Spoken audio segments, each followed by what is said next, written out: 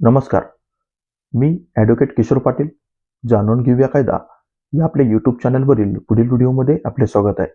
मित्रांनो, आजच्या व्हिडिओमध्ये आपण जर तुमच्या शेतामध्ये इलेक्ट्रिसिटीचा पोल असेल किंवा पारेषणचा मनोरा असेल किंवा गॅसची पाईपलाईन असेल, तर अशा परिस्थितीत शेतकऱ्यांना नुकसान भरपाई मिळते का?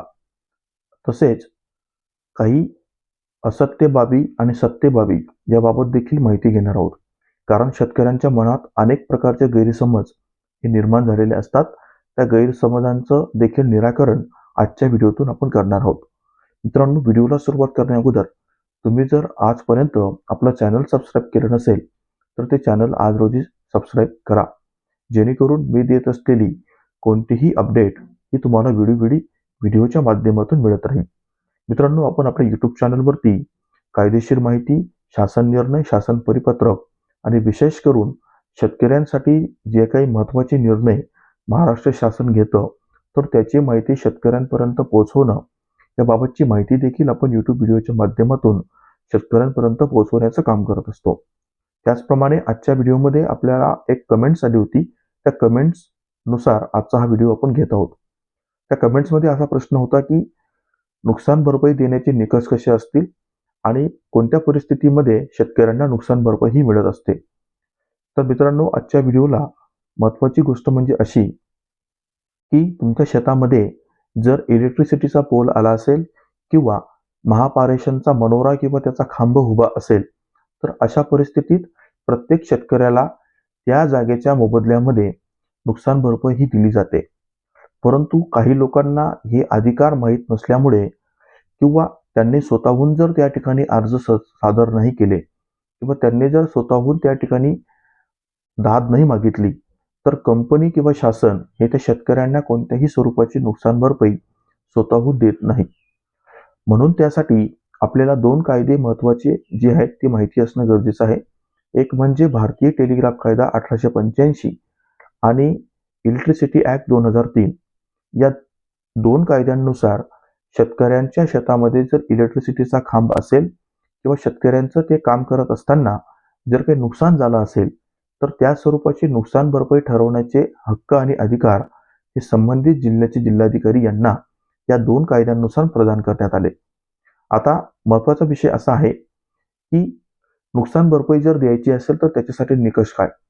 पहिला निकष असा असतो की जर तुमची जागा ही त्या मनोऱ्यामध्ये गेली असेल, तर अशा बाबतीत 85% ते 80% नुकसान भरपाई, त्या जागेच्या 80 ते 85% नुकसान भरपाई हे त्या शेतकऱ्याला मिळत असते.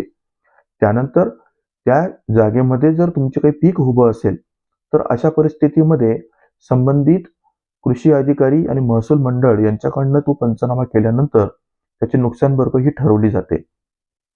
तिसरा निकष असा आहे की त्या जागेवर जर समजा फळबाग असेल, तर फळबागांच्या बाबतीत देखील वेगळ्या स्वरूपाचा मोबदला हा त्या शेतकऱ्यांना दिला जातो.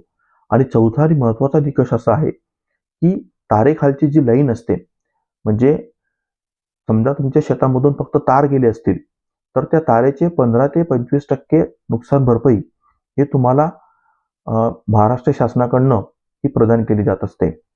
आता हे जे आपण 85%, 15 ते 25% बोलतोय, तर याला आधार काय? तर याला आधार असा की 15 ऑक्टोबर 2015 मध्ये महाराष्ट्र म्हणजे सेंट्रल गव्हर्नमेंटने या संदर्भात गाईडलाईन्स दिलेल्या आहेत की अशा परिस्थितीमध्ये शेतकऱ्यांचे जर नुकसान झालं असेल, तर त्यांना नुकसान भरपाई ही कशा स्वरूपात दिली जाऊ शकते. आता महत्त्वाचा पार्ट असा आहे की जर समजा तुमच्या शेतामध्ये टॉवर उभा असेल महापारेषणचा आणि त्या टॉवरमुळे किंवा त्या मनोऱ्यामुळे जर तुमचं नुकसान झालं, तर टेलिग्राफ कायदा 1885 या कायद्यानुसार तुम्हाला संबंधित उपविभागीय अधिकारी यांच्याकडे अर्ज करावा लागतो. त्यासाठी तुम्ही मनाई हुकूम मागू शकतात आणि मनाई हुकूम अर्जामध्ये संबंधित टेलिग्राफ कंपनीचे जे अधिकारी असतात किंवा टॉवर लाईनचे जे काही लोक असतात त्यांच्या वतीने नेमलेले, तर ते त्या ठिकाणी अपियर होतात आणि त्या ठिकाणी अपियर झाल्यानंतर त्यांची जी बाजू असतात ते मांडतात. यामध्ये शेतकऱ्यांना फक्त एवढा स्कोप असतो की त्यामध्ये त्यांचं जे काही नुकसान होईल, तर त्याचे नुकसान भरपाई देण्याची जबाबदारी ही संबंधित त्या अधिकाऱ्यांची किंवा त्या कंपनीची असते. आणि नुकसान भरपाई ठरवण्याचे अधिकार मात्र टेलिग्राफ कायद्यानुसार जिल्हाधिकारी किंवा त्यांनी जर त्यांचे अधिकार हे डेलिगेट केले असतील तर मात्र अशा परिस्थितीमध्ये उपविभागीय अधिकारी यांना ते अधिकार देण्यात आले. आता महत्वाची गोष्ट अशी की या बाबतीत काही गैरसमज शेतकऱ्यांच्या मनात असतात. पहिला गैरसमज काय की जर तुमची जागेमध्ये जर तो पोल आला किंवा ती लाईन गेली तर अशा परिस्थितीत ती जागा ही कंपनीच्या मालकीची होते. हा पहिला मोठा गैरसमज. परंतु यानुसार असं म्हटलं जातं की जागेचा मालक ही फक्त तो शेतकरीच असतो. फक्त त्याचा वापर करण्याचा अधिकार फक्त त्या जागेचा वापर फक्त त्या लोकांना करता येतो, त्या कंपनीला करता येतो. म्हणजे त्या जागेमध्ये जर मनोरा उभा असेल, पोल उभा असेल तर अशा परिस्थितीत जागेचा मालक ही कंपनी कधीच होत नाही. त्याच्यानंतर दुसरा मोठा गैरसमज असा आहे की दरमहा त्याचं भाडं मिळतं आणि YouTubeवर या संदर्भातले अनेक गैरसमज निर्माण करणारे व्हिडिओ देखील आपण ऐकत असतो. परंतु मित्रांनो तशा प्रकारची कोणतीही परिस्थिती आज रोजी कायद्यात नाही. कारण नुकसान भरपाई ही फक्त वन टाइम मध्ये दिली जाते. एकाच वेळेस तुम्हाला ती नुकसान भरपाई ही दिली जाते. दरमहा तुम्हाला नुकसान भरपाई ही मिळत नाही. त्याच्यानंतर तिसरा मोठा गैरसमज असतो की समजा तुमची जर जागा त्यामध्ये अडकली असेल तर अशा परिस्थितीमध्ये तुम्हाला अ, स्वतःहून अर्ज करावा लागतो.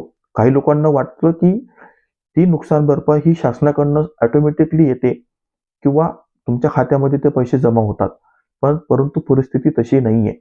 तुमच्या शेताबाबतीत जर तशी काही घटना घडली असेल किंवा तुमच्या शेतात जर मनोरा गेला असेल, इलेक्ट्रिसिटीचा पोल गेला असेल, तर अशा परिस्थितीत तो अर्ज तुम्हाला स्वतः करणं भाग आहे आणि तो अर्ज केल्यानंतर तुम्हाला त्याचा कायदेशीर पाठपुरावा देखील करावा लागतो आणि त्यानंतरच तुम्हाला नुकसान भरपाई ही दिली जाते. तर मित्रांनो अशा पद्धतीने आजच्या व्हिडिओमध्ये आपण तुमच्या शेतात जर इलेक्ट्रिसिटीचा पोल किंवा पारेषणचा खांब किंवा मनोरा उभा असेल तर अशा परिस्थितीत नुकसान भरपाई देण्याबाबतचे जे काही निकष होते त्या संदर्भातली माहिती आजच्या व्हिडिओतून आपण घेतली. मित्रांनो आजचा व्हिडिओ तुम्हाला कसा वाटला ते जरूर कळवा. तुम्हाला जर हा व्हिडिओ आवडला असेल तर जास्तीत जास्त लोकांपर्यंत शेअर करा आणि तुमचे जर काही वैयक्तिक कायदेशीर प्रश्न असतील तर ते तुम्ही मला आपल्या डिस्क्रिप्शन बॉक्समध्ये दिलेल्या संपर्क नंबरवर संपर्क करून सशुल्क सल्ला देखील घेऊ शकतात. धन्यवाद.